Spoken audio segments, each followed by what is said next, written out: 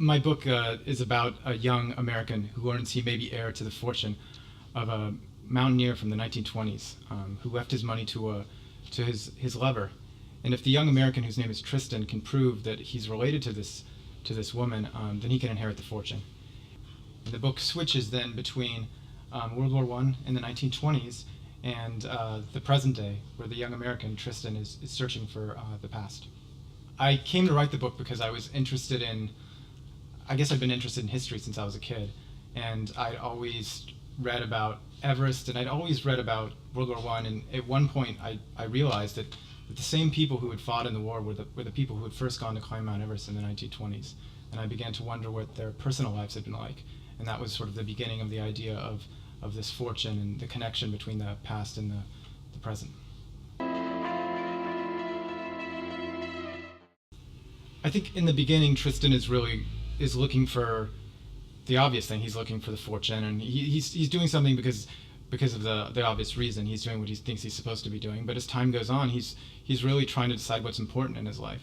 And I guess that's what I was trying to do in my 20s. And he has to choose between the things that are in front of him, the people that he meets, and this idea that he has in his head. And I guess that's what a lot of my life, like in my 20s, was about, which was trying to decide between these huge ideas and the present.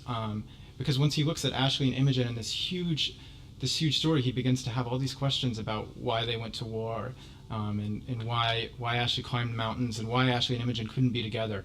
And the answer to those questions is something that's difficult to answer, and that's probably why the book is 500 pages. But it's also the thing that I think is most important. And in the end of the book, I think you see Tristan has finally resolved that question. One thing that I found very surprising about the writing process was that I found it more difficult to write about myself and about things that were more autobiographical than to write the historical parts of the novel. It was a lot of work to write the historical parts of the novel, and I researched for years, but when I finally did it, I felt that I could really disappear into the story, and it was easier for me to decide what I thought was interesting about the book. But when you're writing about yourself, it's very difficult to detach yourself, and I think that it was a lot more work to sort of invent, because you're always there. And in the end, I got a lot of pleasure, and it began to feel just as real to write about the historical characters. And I think I really prefer to write about people who are unlike me. And I don't know if I'll ever write another autobiographical book again. Yeah, it's probably the most important thing of all the European languages for it to be in French for me, because it's the only one that I can sort of read. And it'll be quite a thrill to try to read it myself. But France was the place where I first came to Europe, really. When I graduated from college, I had been interested in Europe and in history and all of the sort of the things that make up, I suppose you could say, European culture. France was sort of a symbol of that for me for a lot of my life. And Paris was the first place where I really tried to write a novel, and that was something that sort of stayed with me over the years.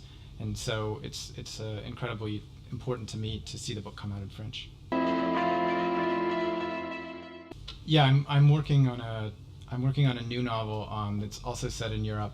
It'll be set during the 1920s and 1930s throughout Europe, but there's in the sort of the years leading up to World War II. But there's so many stories that it's going to be a real challenge to find enough just to concentrate on, because it's the most fascinating period.